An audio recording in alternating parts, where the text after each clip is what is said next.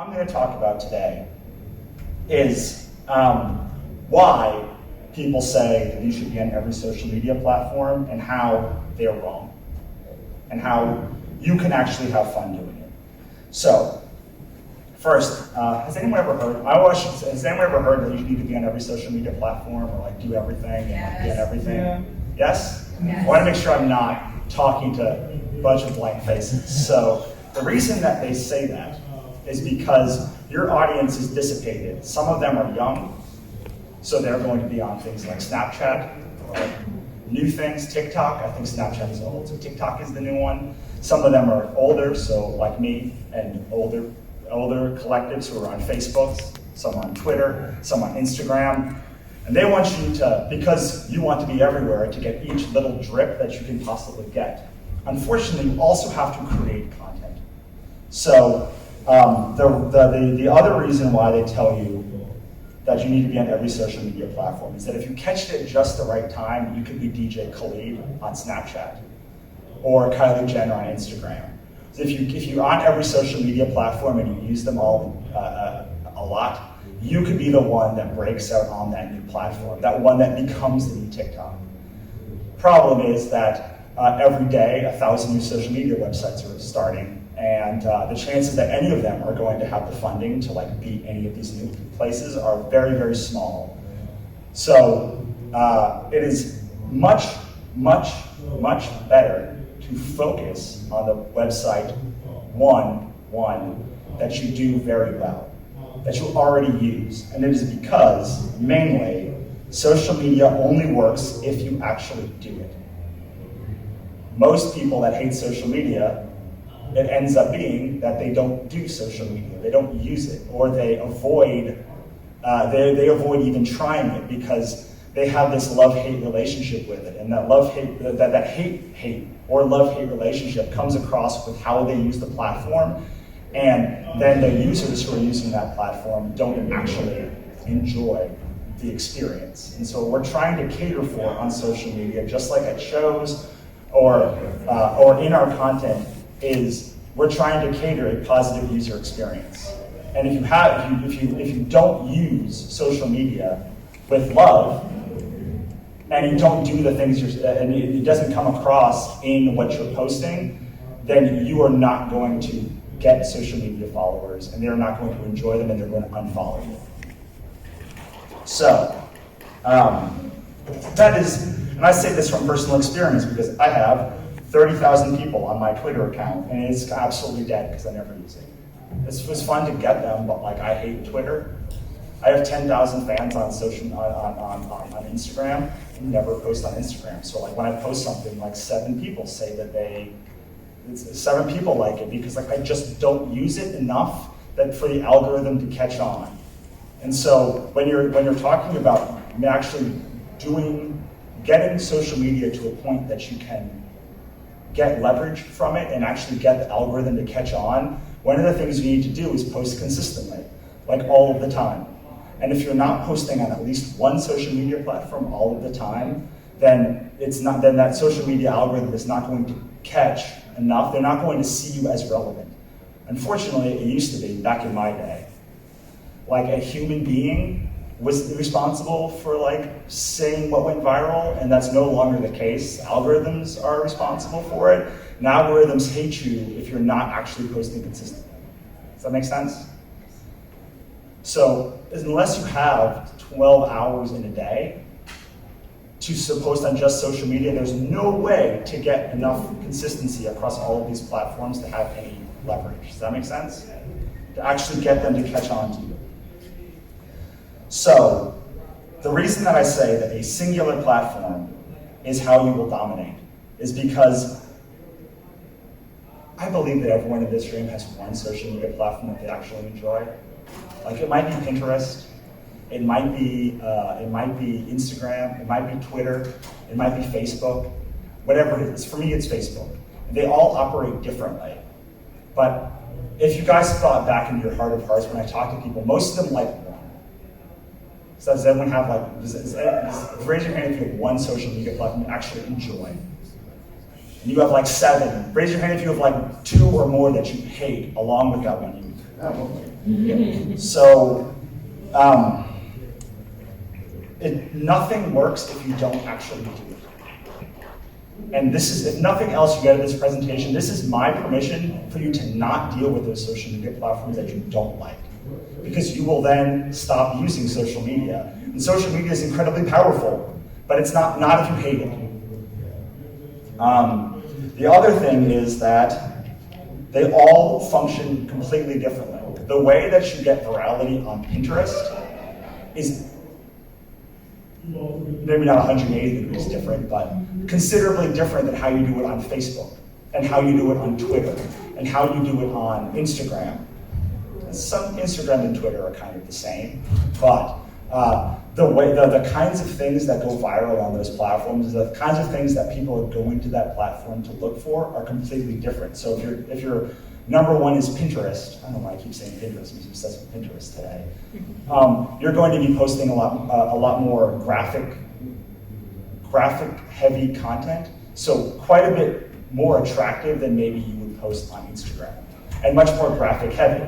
On Instagram, you would be posting a lot of maybe either inspirational quotes or like pictures of things, or if you're Kylie Jenner, posting pictures of yourself, which is fine. It's fine. She really likes. You can really tell that Kylie Jenner loves Instagram. You can really tell. And that's one of the reasons that she has virality on that platform. On Twitter, it's a lot of threads. It's a lot of retweeting. It's a lot of just literally being on that platform 24 hours a day. On Facebook, it's like basically finding stupid memes and posting them to your page. That's what I like. That's why I like Facebook. It's not because I'm old necessarily. It's because that is like key me. It's like finding stupid things about gothy, spooky people and like posting them on my social media page. And so Facebook works for me. The rest of them don't work. For me. Sometimes people, it'll be very different for you.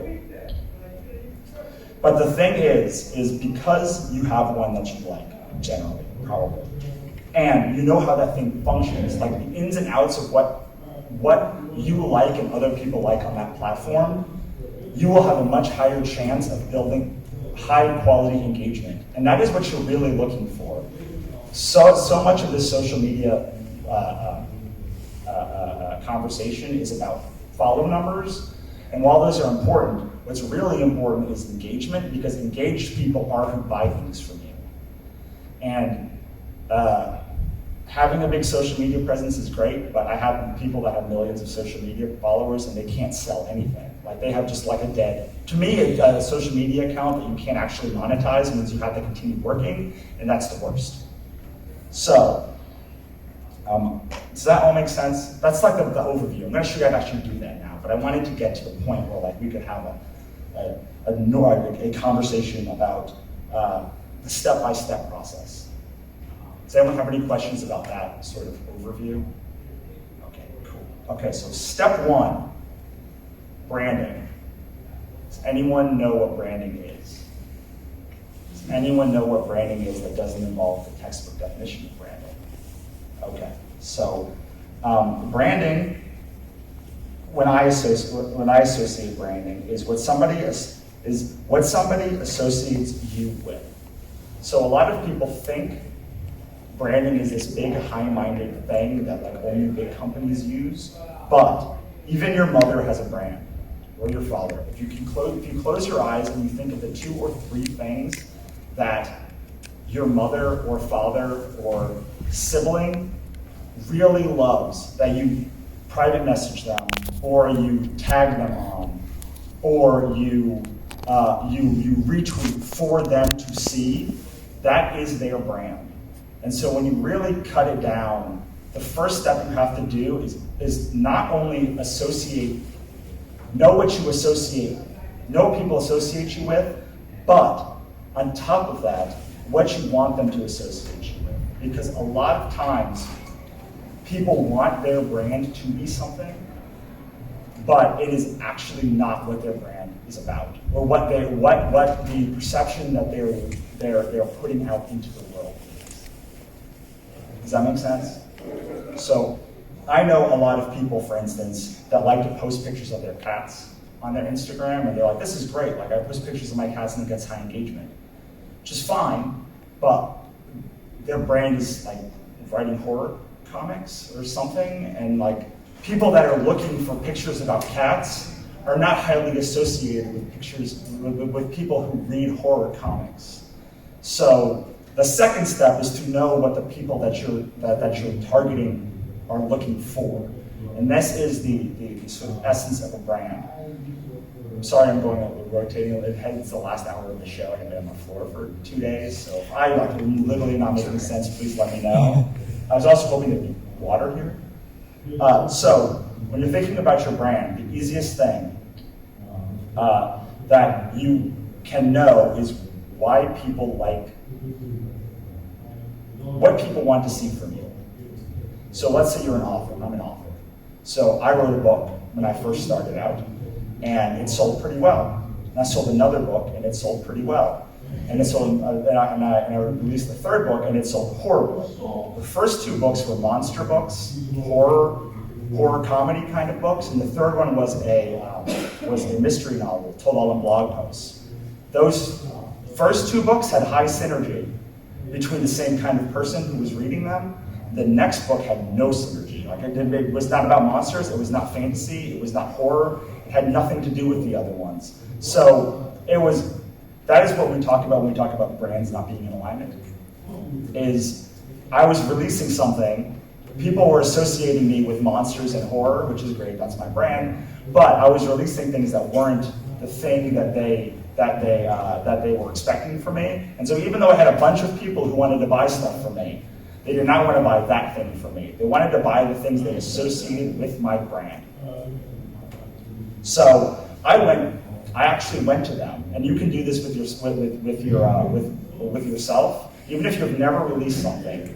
The kinds of stuff that you're posting on social media, whatever your main social media platform is, you can look at the people who engage most with the kind of content you most want to make. So if it's, I'm going to keep going with like, my brand is spooky girls, like girls that like spooky things, like, or grew up, really like spooky things in high school and then grew up to have like jobs. So that's the kind of stuff that I share, and that's the kind of stuff that I want to make. But I used to post before I started actually making things. I would post like memes with monsters in them, or I would post like photos of like spooky gothic castles and stuff, and I would look at who would engage with those things, and then those were the people that ended up buying my books afterwards. So I actually went to them and I asked them, like, why didn't you buy the third book that I would put out? And they would tell me, these are the things I associate you with, these are the things that I want you to make, these are the things that you should make. And so I went back and I took all of the things that they said and I made a book called Monsters and Other Scary Shit, which was an anthology with 30 stories about monsters. Full of monsters, all types of monsters, like 50 creators, 30 stories written about monsters, and my sales skyrocketed. I went from like doing an $8,000 Kickstarter to a $27,000 Kickstarter, all because I was giving the people what they suddenly wanted. So, and I have a friend also who was wondering why she wasn't selling a lot of her romance novels. Romance is the #1 category on Amazon. And it turned out that the people that followed her or associated her with a different kind of book, like murder mystery novels. And so she was putting out a vibe on social media and attracting people to her that wanted her to write murder mystery novels. But what she wanted to write were romance novels. And so we had to redesign the kinds of people that she was attracting so that her brand and what she was putting out were in alignment together. And because I have 30,000 people on Twitter that are like on a dead account, I can tell you that like if you align your brand at the base, at where you are now with the wrong kind of person, you can attract a lot of people, but you're going to build your brand wrong. And you're going to attract the wrong people, and when you try to sell something to them, make a product, write a book, do a podcast, whatever it is. If you're not attracting the right person, then you only have two options. Either basically trash that account and start again, or completely change what you're putting out so that it is in alignment. Does that make sense? Does anyone have any questions about brand? Have I beat this dead horse? All right, cool. So step one is to make sure that you are an attractive character for the right person. Attractive character is, you should look that term up when you get home.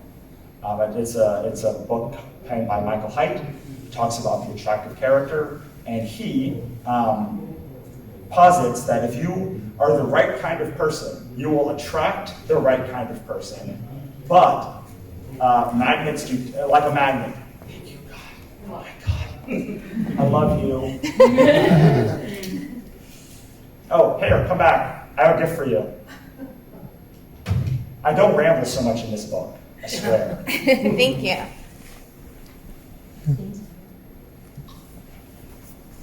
So, if you're the attractive character, you're going to be like a magnet. You're going to be a magnet for the right kind of person to come in, and you're going to repel the wrong kind of person. So there are all kinds of people that like romance, that are like, or like Regency, historical fiction, or like someone that is quite a bit more regal than I appear. I'm quite a bit more down to earth, practical, and kind of all over the place when it comes to, and boisterous. Thank God I'm boisterous. And so I attract certain kind of people. The main characters in my books tend to be loud, boisterous women who like take their fates into their own hands and like change it. And like that's the kind of thing I'm projecting, and that is the kind of person that ends up coming to me. And someone that doesn't like that, there's nothing wrong with that person that does not like that kind of thing. The problem is that if they read my work, they will hate it. And I don't want those, so I don't want them to even read it, because they're going to have a negative opinion and think I'm a bad writer, and I'm not a bad writer. I'm just not the kind of writer that they like. So, attractive character, attract the right kind of person, repel the wrong kind of person. So this is the thing, that if you're having a social media account and it's either not growing, or it's growing the wrong way, or you're attracting the wrong person, which is at least half of accounts, this is the problem, is they're attracting the wrong kind of person, and they may be repelling the right kind of person. Because I'm very confident that in 7 billion people, there are at least 10,000 that will like your thing. The problem is, if you're constructing your brand the wrong way, then nothing else can work. It is impossible for it to work. Kylie Jenner, I can't believe I keep talking about Kylie Jenner, but she is in my notes. Kylie Jenner is brilliant in so much as she created a $1 billion company on cosmetics because she attracted the people to her brand that wanted cosmetics. Like that was her brand. She created a huge social media account full of the kinds of people that she wanted to sell to. They may not be your kind of people, or they might be your kind of people, but if you were to construct a social media account like Kylie Jenner, and the way Kylie Jenner constructed her account to sell farm equipment, like it would be a disaster, because it would. So that's step one.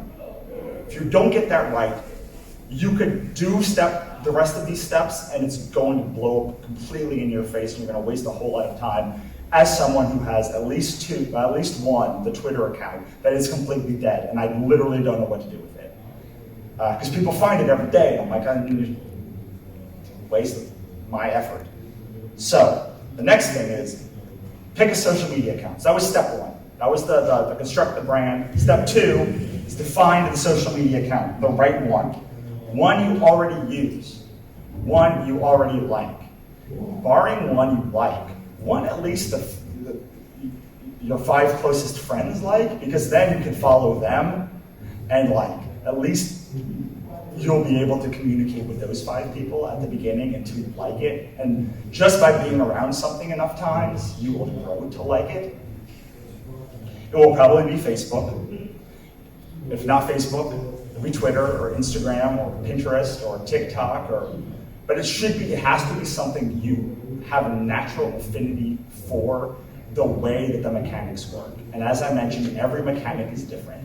And even if you have a team of people, you might have different ones that you're strong in. That's okay.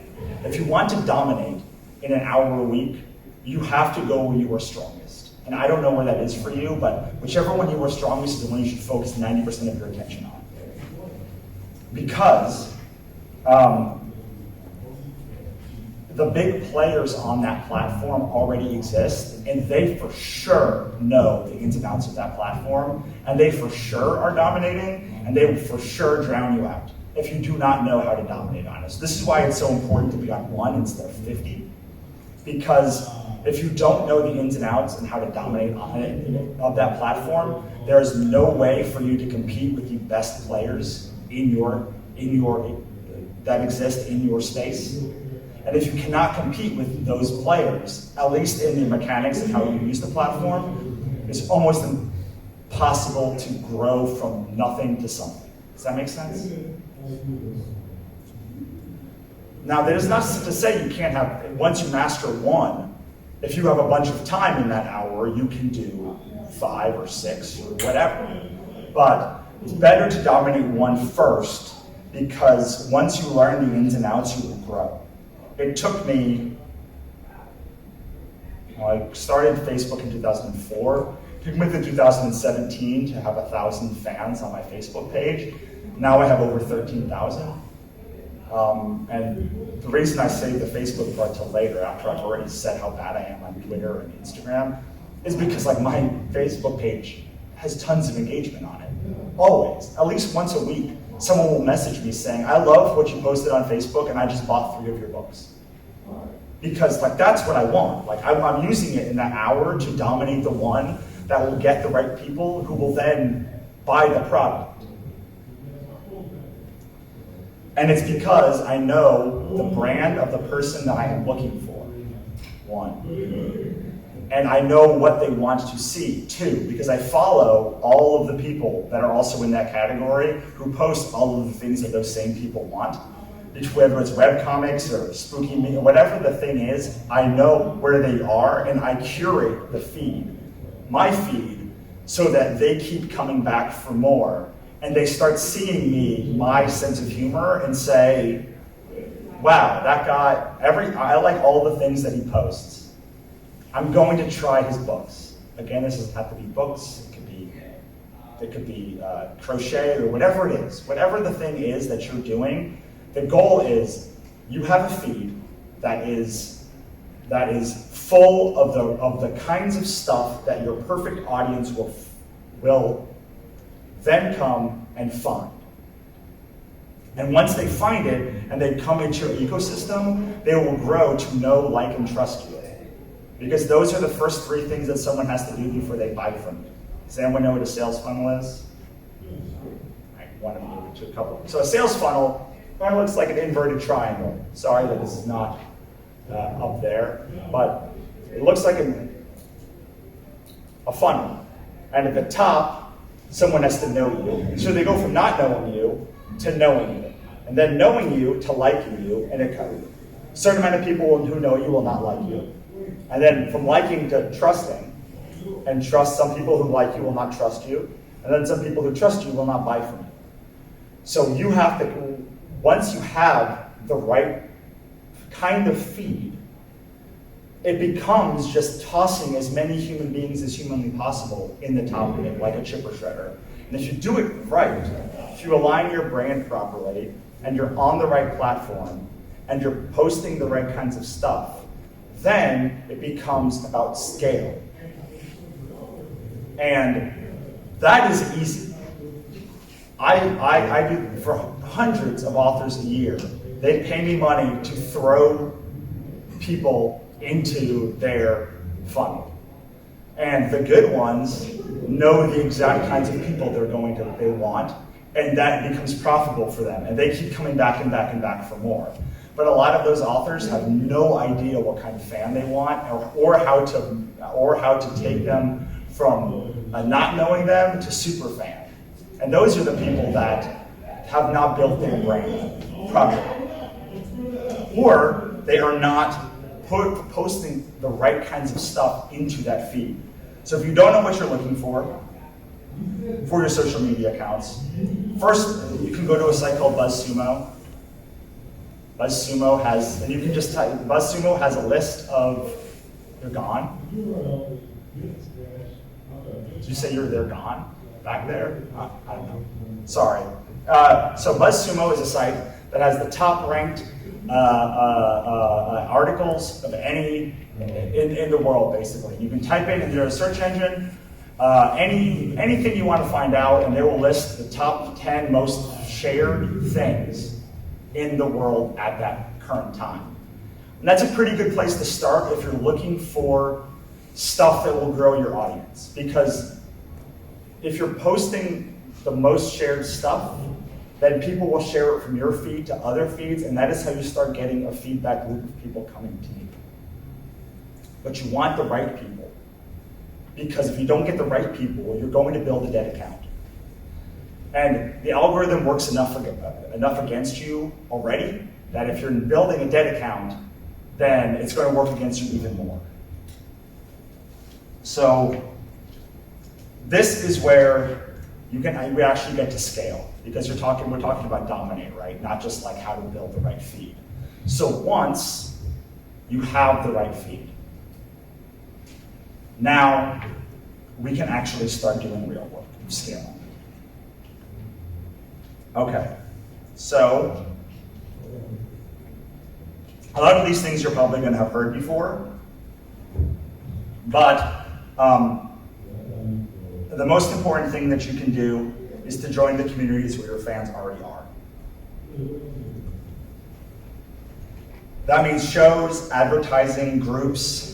Your goal is to join and integrate so that you are a component of that. And this is mostly because if you join the right places and you plant in the right places, they are going to share with you the things that your audience wants to see.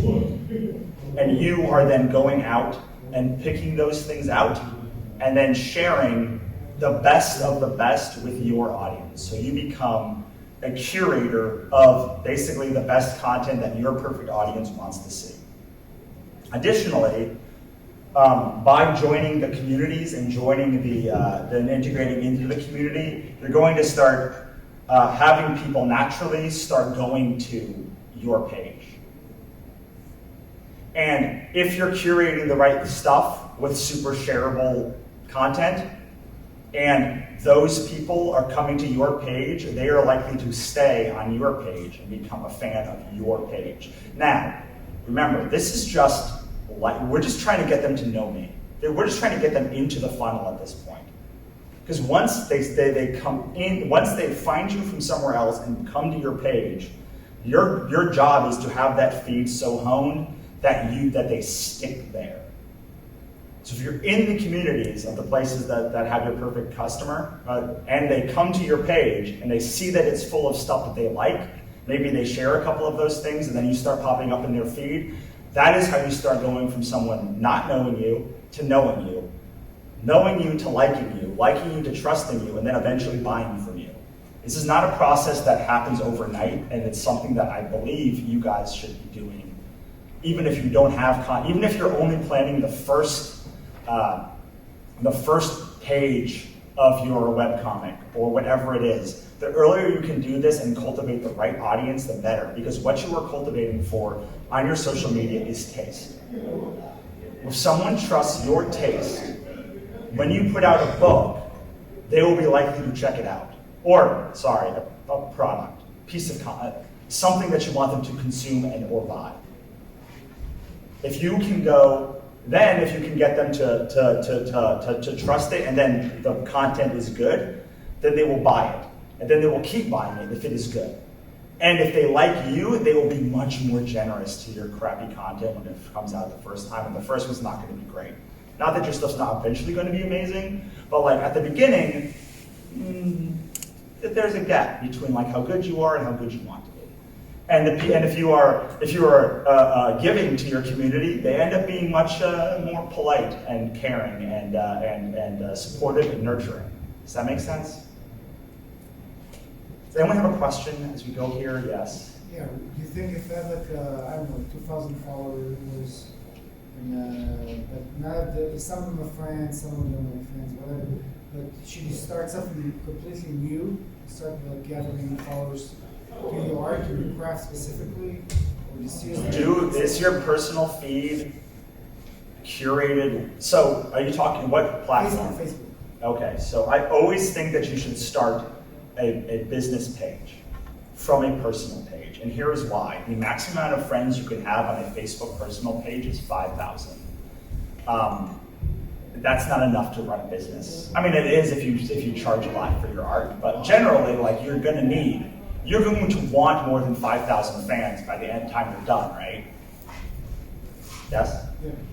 So if you can only max out at 5,000, then they could be a great 5,000, but you're going to spend a lot of your time curating that audience, and then you can't run ads to that audience, and you can't get insights for that audience. So one of the things I would love to show you is a site called Facebook Audience Insights. Do you know what Facebook Audience Insights is? Anyone? Okay, so I run a lot of Facebook ads. And if you go into your business.facebook.com profile, there is a site, there's an audience insights for everybody that you can look up every, so you can actually look up like John Grisham or Stephen King or anyone, and you can see their demographics, the places that they're most followed, the biggest overlap. So let's say Stephen King has 1 million followers, and 50,000 of them also follow this site, and 49,000 follow this other site, and 30,000 follow this other site.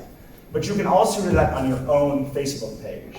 So if you have the Facebook Pages app on your phone, you can go in and you can see exactly what there's a flag on the left, and then right next to it there's sort of like a chart line, and that one shows you your page reach, your engagements, which ones get the most engagements, what things, and it gives you all the data that you cannot get from your personal page. Twitter also has a similar thing, but you have to pay for it. Instagram has a business account. A lot of these ones have business accounts that give you insights, but if you're talking about Facebook specifically, they have started dinging in the past 6 months when you talk about business. They'll ding your engagement overall, even if you have whatever that, so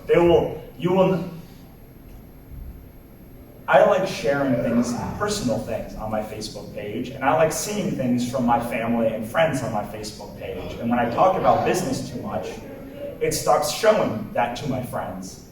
And it stops sharing with me posts from my like niece and nephew and the things that I want to see. So eventually, I kept my page personal for a long time, but I've moved it into Facebook groups and Facebook pages, because specifically I wanted to grow beyond 5,000, and I wanted to keep my personal page curated to just good friends, and be able to have a break between business Russell and personal Russell. Does that make sense? Yes. Gosh, sound like this, but I feel like you're so far. I'm a little bit confused and mostly like skeptical as well, because like you keep bringing up Kylie Jenner, and she's rich. She also has a lot of connections. So in that sense, she has the resources to smurf her algorithm. And you said to yourself just now that you run a Facebook ad, which requires, well, resources. And I'm thinking like, how does someone who has no resources to back up and fight against the algorithm curate to the right people? And by the way, before you say like, just put up the right content, that means nothing in the eyes of the machine, because you can put up the right stuff, but if you don't have the followers or the outreach to really show what you're curating, then what the hell's the point? So, how many? What platform are you talking about first? Let's say Facebook and Twitter. Okay, what is this? On Twitter, on a personal account, I have like a 280 followers, and then on a more businessy, quote unquote, I use the term lightly, I have nearly like 900. And on Facebook, I had to literally cut down my friend list to 150, well, 148 now, because I really don't care anymore, okay? They don't care about what, most of them don't care about what I do anyway, so who gives a damn? And then on the Facebook, I think I have like 1,500, And On your Facebook page? on the Facebook business quote unquote page, And Okay, so part of this is scale. Like, part of it is scale. Like, part of it is, at some point, like, you will have to scale the thing. And that is another reason why you do the Facebook page. But when you're talking about curating the content initially, the first step, we talked about making the brand. The second step is putting the content. And the third step is planting in the right communities. So what are you doing outside of curating your page? Like, what communities are you part of on Facebook that you actively participate in? that one is kind of locked, and there aren't that many people like curating, engaging in that place anyways. Most of them are on the Discord, so even if I tell you, it's kind of pointless. And it's a video game community, kind of, but like there's only like 40 members in that group, and no one talks in terms of Facebook, so there's really nowhere to curate that. Not to mention, I'm not allowed to share anything, on that thing. And because most of it is just dealt on Discord. And even if I go on Discord and, hey, here's something I'm putting out, not many people show up. And because either they're doing their own thing, the same thing I'm doing, but better, in terms of production and whatever else have you, or they just don't have time to because they're working. So you want to create a video game. Well, and you're talking to other video game creators. Video game content creators. Okay, so you're talking to the wrong humans. The people that you're talking to, yes, you do need to create a community of other video game creators, but the people you're looking for are not video game creators. The people that you're looking for are video game players, people who play video games. You're totally missing my point here. I said video game content creator. You said you're a video game content creator. And? And you're trying to create video games, correct? No, I'm trying to create a video that pertains to the video game. Do you know what a content creator even is? Yes, I'm trying to find out who are you trying to talk to? I'm trying to talk to video game players in general, specifically fighting game players. Okay, so the people you're trying to speak to, the audience you're trying to create are video game players. Yes. And you're telling me that you're on Discord servers with video game creators. No, I'm on a Discord server with other players, and we'll also stream just as well. Okay, but you're not looking for people that are also streaming. You're looking for people who are watching. Watching people, they're also players. People who watch are also players. Not everybody. So I create comics. Okay. The people that create comics and books also read comics and books. But there are exponentially more humans who do not create comics or write books. And the number one thing that stops growth in most creator communities is that they focus on other creators. And what they end up getting with other creators is the people watch their video or buy their book, and then they watch their video, and there's no way to scale beyond that. So what I'm saying is your goal is not to get other people who are creating your content that are also creating and streaming content to watch you. It is to get the exponentially more people who do not stream content, who only watch content, like my nephew, to follow you. Okay, so then how do I curate to those people when there are thousands of other people who does it way better than me in terms of production, in terms of skill set, in terms of character appeal? Like it's convolutedly oversaturated. And Okay, so if you're saying that you are not good at making videos, I don't have the tools to. you have the video. So if I understand streaming video correctly, yes? You need the video game. You need the microphone to record your own content. Right, but I need a PC if I want to take it to the next level. Okay, because so I will admit you need the tools. You need get the tool, get the right tool, and then make you're not going to convince people to watch your videos if you're not making good videos. You can still build a community of humans, like I've been talking about, without putting anything out. But if you're going to put things up, they should be good things that you put up. If you're not putting up, if you're not, like, the first comic that I put out cost me $10,000 to put out. I didn't have $10,000. I made $10,000 and then I put it out. So it is important at the beginning that you have some of these creators who you can like build off of and like find and like get good.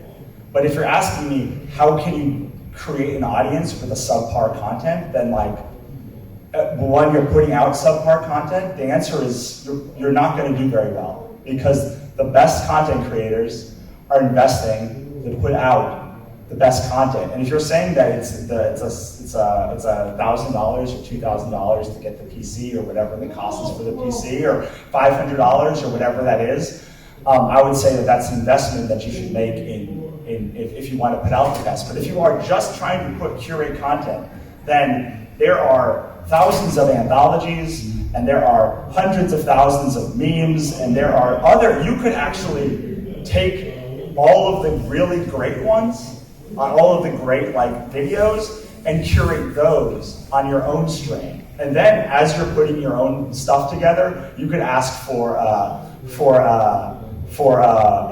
advice on those, like on your less well-produced videos.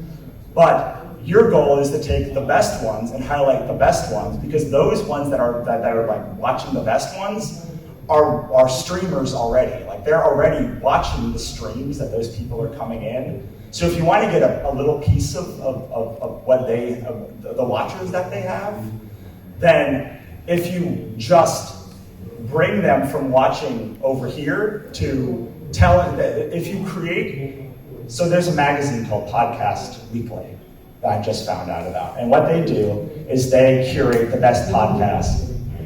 And that's their thing. They say, hey, if you want to know what the best podcast this week were, come to my website. That's their thing. They don't, maybe they have a podcast, I don't think they do. If they have a podcast, it's a podcast that talks about the top 10 podcasts. But their thing is like who do you think is going to that website? People who really want to watch podcasts. People who really want to listen to podcasts, know the best new podcasts. And if you created a thing that had the top 10 streams this week, you would get people who wanted to watch streams of videos, of video games. And then, or maybe you have a specific video game that you're playing, and you say top 10 streams of this particular thing, and you can create a community around that. It's not around your stuff, but once they like your stuff, once they like this stuff, and you know they're the right person, they are more likely to watch your thing once you get it up to the right quality. So you can create a community, not around your videos, but around generally YouTube or Twitch or whatever the videos are, however you're creating it. And then once your podcast launch, or once your video stream launches to the quality that you think is worth it, then you have this community you can launch into. These community you have built. And now you are also creating great content. And before you're creating that great content, you are over here with the other Discord people asking questions about how to grow your content and make it better. You're developing your stuff, and they are two separate things. They are not necessarily the same thing. Does that make sense? Isn't that kind of creating the wrong people, like you said? No, it's curating the right people, because those people are people who watch streaming video games. And if you have a specific game that you're playing, let's say you're playing, do people still play Skyrim? Skyrim. Yeah, sometimes. Some people, or Fortnite.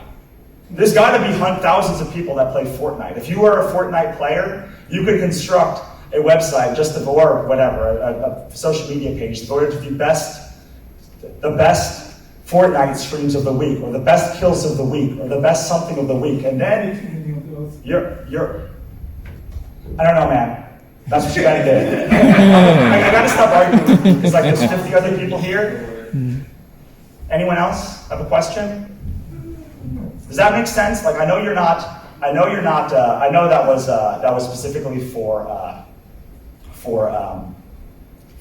video game streams. But this is what you can do for if you don't have content, or you don't have whatever that thing is. You can create a community around the right kind of people. So horror movies, or YouTube streams, or makeup, or whatever it is. I mean, frankly, Kylie Jenner built her thing built most of her Instagram fame, aside from being rich, which is true. She built the fame from testing out other makeup products that weren't her own. Like, she was testing out other people's makeup products, and she was getting sponsorships for makeup products for years before she made her own makeup product line. And then she curated a huge amount of people who love watching her makeup videos or like hearing her reviews of makeup stuff. And then she said, oh, and by the way, I also now have a makeup line. Do you want to try it? And she curated a bunch of people on Instagram that her first line sold out in 6 hours. Her second line sold out in like 4 hours. I know, like, she is rich. She just happens to be the person that I wrote down on this name. Gary Vee also is rich. And he also has, and he also, like, people who are rich have an advantage over you. They do. I'm not rich, but like, I found ways to scam the system to like get people to pay me to build their Facebook audiences, and then I also build my own Facebook audiences using their money. So like, their money pays for my Facebook audience building of the right kind of people. So there are all kinds of ways to I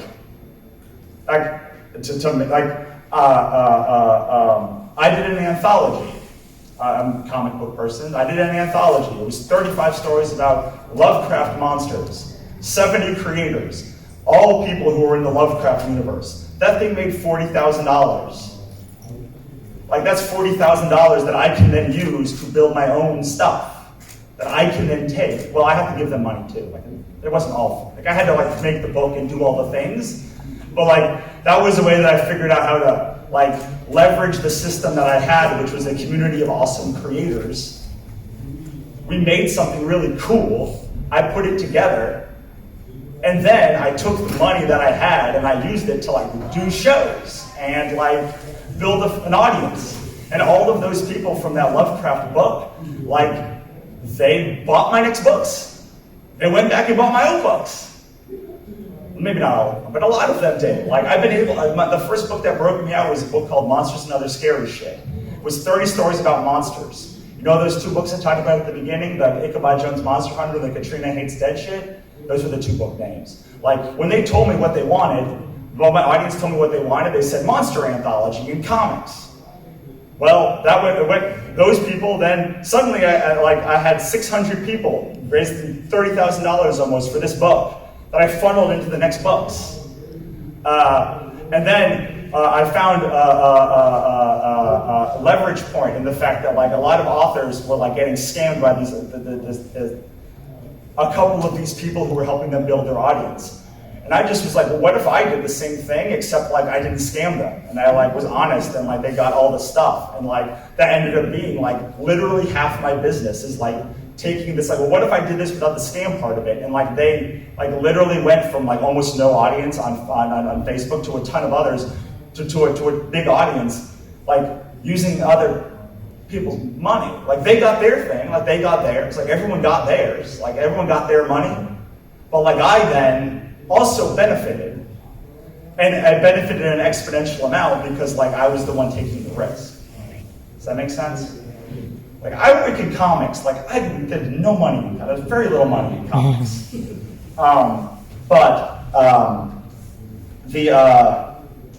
And what I did was very similar. I'm trying to take it from like the physical, which is where I know, to the social media, which is what most people are struggling with. Like, step 1 is like, know the human. Don't be like me. Know the human immediately. Because if you know the human and then make something for them, and your brand looks congruent, and then you plant all over the place, and you're in the right communities to find the right stuff, to find like the best content. You're building up your own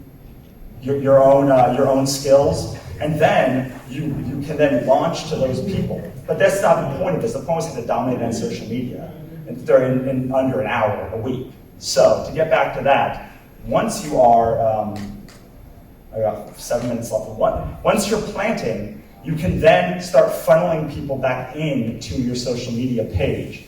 And the goal is to use these things you're already doing.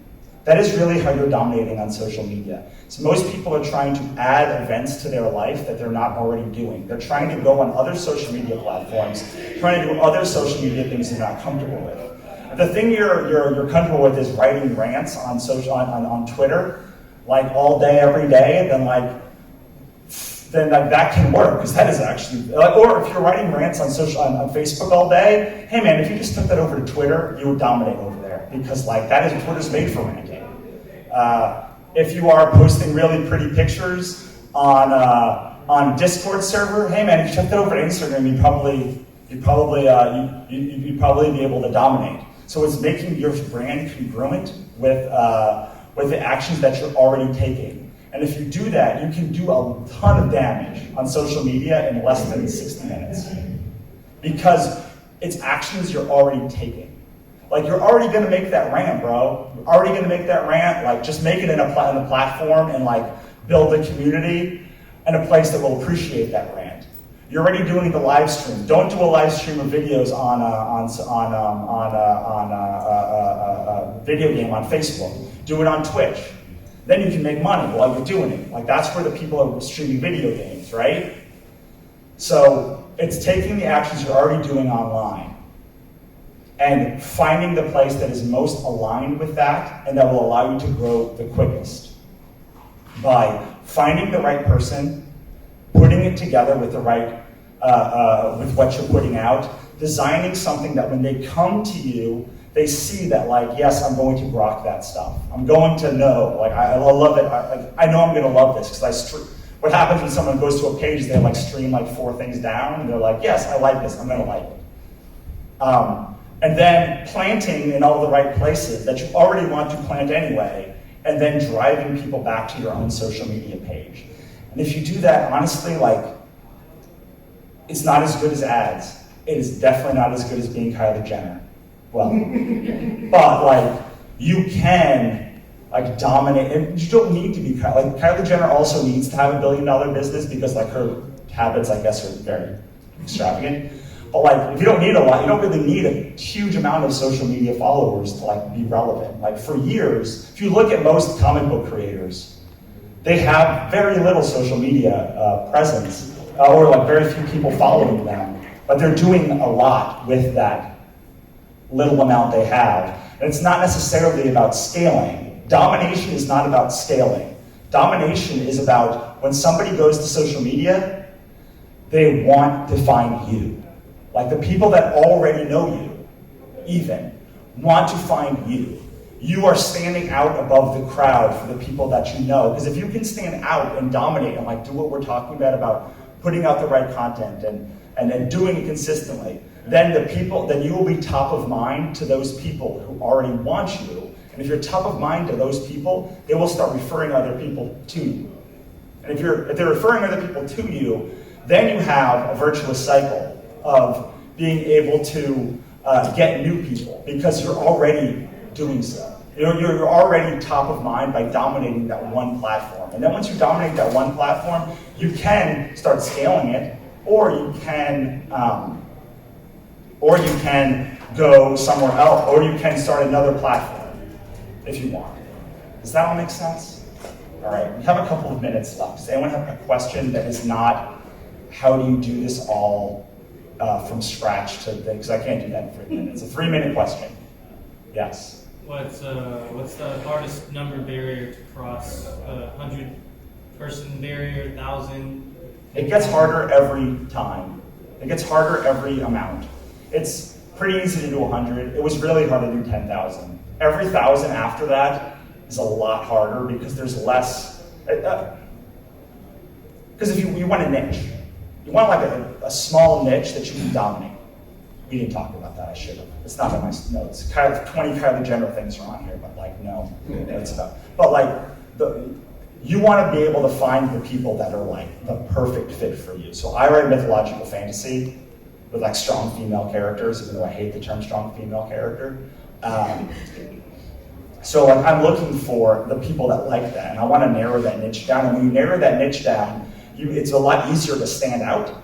But then there's a cap on the amount of people. So like, it's not just all YouTube streamers. It's like YouTube streamers who like this thing and wear hats on a Sunday and like eat potatoes or whatever. Like the further down you can get, the more you're gonna. Because what happens is it's like, dude, I'm a YouTube streamer on Sunday and eat potatoes. Like I want to. Please don't do that. God, please don't put audience on that. But like the more niche you get, the easier it is to dominate. But the more niche it is, the less people are in it. So, I mean, I couldn't possibly. I thought it would be easy to get 100,000, relatively easy 100,000, but like, dude, every 100 after 10,000, because you also have people leaving. There's also a 10% churn. You also have 10% leaving every year, even if you're doing everything right. So you end up like, I end up losing more than I used to have every year. Does that make sense? Yeah. So 1,000 is a really good barrier though. Like 1,000 is good. You're probably not going to get past 10,000 without some like ad spend or like a lot of, especially in comics or books, because there's less people that love comics. To get over 10,000 is just going to be a lot harder. So, when you say joining communities, you mean groups more than pages, right? I mean, you could like pages, for example, that are relevant to your content or Yes. your work. So, but where you're going to interface with them would be more of the groups, right? yes, I like doing both. So I like to, when I really like something, I will follow, like I like a lot of webcomics, and so I will follow them, and then I'll tell Facebook to show it to me first. Okay. So that I can make sure those are things I know I want to share. So like I follow the Verbal Vomit and Sarah Scribbles and a lot of the webcomics about anxiety and such, and so I know I want to share those. So I want to make sure that I like follow those, but like I'm not doing a lot of interaction because they get thousands of comments. Right. What I'm doing is trying to keep the interaction on my page so that I'm interacting and following and hearting and like. So you're more liking their and sharing their product, but when you're in a group, that's more where, like, same thing? With groups, I want to actually, because usually in a group, with the big web comics, there's going to be like hundreds of comics. There's going to be hundreds of comments, but like, when you're in a group, there's like 5 or 6 comments usually. So like you can really be relevant, and they're usually people that are more devoted to the thing that you're talking about. Like, I don't like talking about my own work. So a lot of comic book creators or creators, like they don't. If you say I love this, like what are they going to do? Thanks, it's going to be super awkward. But like if you bring it somewhere else, you can then geek out about like the thing together, and that is where that you can do it sometimes on the comments of like the Sarah's, but because there's so many comments, it like it drowns you out. Mm-hmm. So I actually have 2 Facebook communities, one for authors called Authors and Creators Making Money Selling Books, and one for readers called Russell Nolte's Sci-Fi, Fantasy, and Horror Book Club. And so I will find books I love it, and I'll post it in that, and then we can geek out on that thing. And by geeking out there, I then am leading the conversation. I think you just gave me an idea. Okay, because we're a story-based podcast. We're scintillating stories. It's a great name, and people like our product, but we've got a very minimal audience at this point. And maybe if I thought more beyond just it being a podcast, but also that we just like really good stories. Maybe if I started engaging not just with the podcast community, but with the story-loving community. Yeah, so you are, that's a wonderful, and this is a great thing to take away. I'm glad you all stayed to the end, suck at all the people that left. I find that the best way to curate a community, there are some people who will create it just from their art. They're few and far between. The most people that succeed in building these communities out are not building it only around their stuff. Even if they are building it around their art, a lot of it is like from like a lot of people that build it around their art, like they're doing fan art, and so they're like bringing it in from like, they're also geeking out about somebody else's work. They're just doing it a different way. So building a community, I like to, mine's about books. So like if you like books, especially like dark, spooky books, like you're gonna like the thing that I have to do. And then I will also talk about my work. But it's more than that. And it's more, I want you to connect together. Because if I can get two people to connect together, then I get credit for the connection. Yeah. And then the connection grows beyond me. And then hopefully it will come back to me.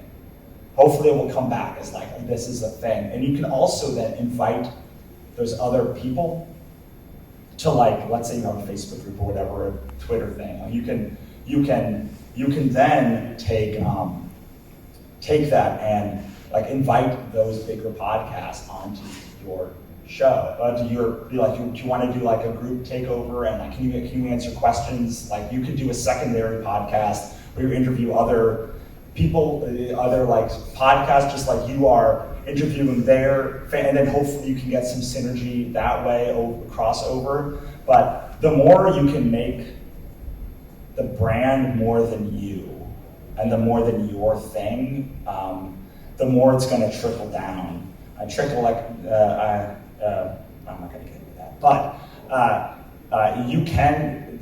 if you make the brand and then the content right, the right people will show up to it, then those bigger podcasts, when they go to your page, they will say, well, that's full of the right kind of people. Like this group is full of the right kind of people for me, because there's all sorts of, my friend does a horror story podcast, and he's about 10,000. I have another one that's a fantasy podcast, and those two are very different. Like, there's not a lot of crossover probably in that. And we would be the crossovers wherever it goes, because we have fantasy, we have mystery, we started it so that we could promote writers that weren't getting their work out there, and playwrights. And so it started out when we were doing stage readings, and we went, wow, a lot of these would make really good radio, plays. And then we're like, we should do a podcast. And so yes, especially if it's about a crossover or like about promoting other authors, the best thing you can do is bring in other people. No matter what community you're building, bringing in other bigger names is going to be a big key. It may not be the only key, but it is a big key in making it work, because the minute that somebody says, you should look at that person, when you have a big audience, you're very guarded. The bigger your audience gets, the more guarded you are, because you don't want to screw up like the audience you have and like recommend the wrong thing to them. I think something they're not going to like, because then they lose trust in you, and if they lose trust in you, they're less likely to buy your stuff. right. They're much more guarded, especially when there's a team involved. So getting those bigger podcasts to say, yes, I will, or bigger people to say, yes, I validate you and I vouch for you, definitely does help. And then hopefully they become friends of yours and enjoy your show. I'm not saying that that joining the Discord servers and having other community people is not important. Like, I have tons of fans and friends that are creators, and I love their work, and it just has to grow beyond just creators, because it's a zero-sum game. If all of the people that will buy your work are people that you buy work from, it could be $1 million company. You're going to make $0, because unless you can grow beyond people who are making the same thing as you will. It's impossible to get traction. That's a different conversation. I'm sorry we went a little bit off topic. It is after 4:30 though, so I felt that was okay going a little bit over. Does anyone have any quick other thoughts or questions, since there's nobody kicking us out? I mean, I will kick us out. I do have 2 books that I don't meander through or get interrupted by people asking me how you build a Discord server, and I don't even understand Discord really. One's about general creating, one's about becoming a successful author. They are the combined wisdom of my creative company, The Complete Creative, 150 episodes of my podcast, The Complete Creative, and basically everything I've done for the past 10 years to build and help authors and writers and creators produce their own work and grow it to the stars. That's it. Thank End of you. speech. Thank you. Thank you all for staying.